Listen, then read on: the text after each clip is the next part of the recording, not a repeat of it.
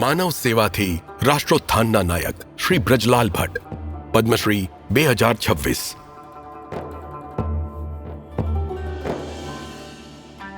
દુનિયા આને ધરતીનું સ્વર્ગ કહે છે, પણ આ સ્વર્ગે સ્વજનોને દૂર જતા જોયા છે।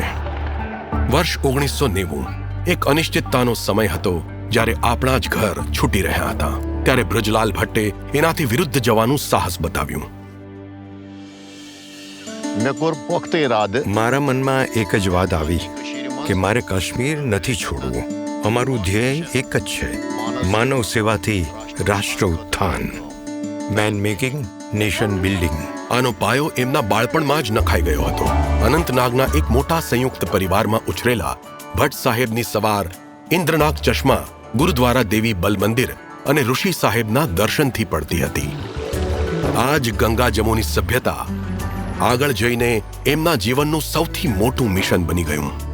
તેઓ છેલ્લા 55 વર્ષોથી નાગદંડીના શ્રી રામકૃષ્ણ મહાસંમેલન આશ્રમ અને વિવેકાનંદ કેન્દ્રના સાનિધ્યમાં સનાતન ધર્મના મૂળ મંત્ર માનવ સેવા અને વૈશ્વિક ભાઈચારાનો ફેલાવો કરી રહ્યા છે।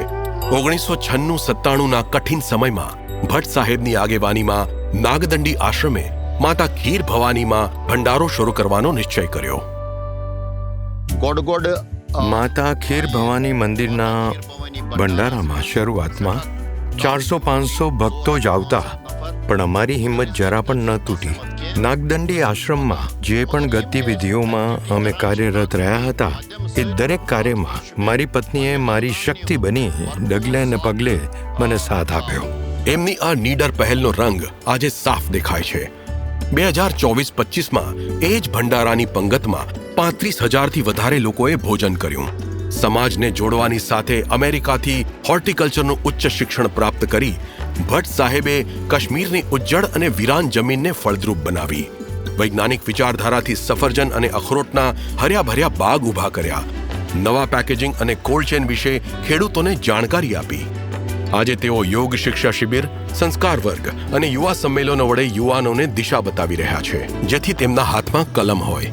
હવે તેઓ નાગદંડી આશ્રમનું વિસ્તરણ કરી રહ્યા છે, જેથી એક સાથે 400 લોકો ત્યાં રહી શકે। આજે કાશ્મીરના યુવાનો જાણી ચૂક્યા છે કે એમની અસલી તાકાત પરસ્પર ભાઈચારામાં છે। સન્માન અને પુરસ્કાર તો માત્ર એક પડાવ છે, તેમની અસલી વસિયત તો બીજ છે, જે એમણે અહીં બધાના હૃદયમાં વાવ્યા છે।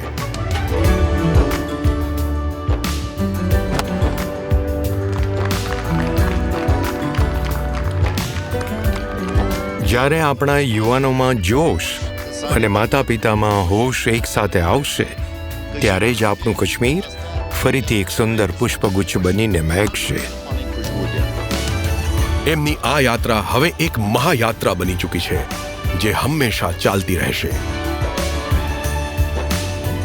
શ્રી બ્રજરાલ ભટ્ટ, પદ્મશ્રી 2026।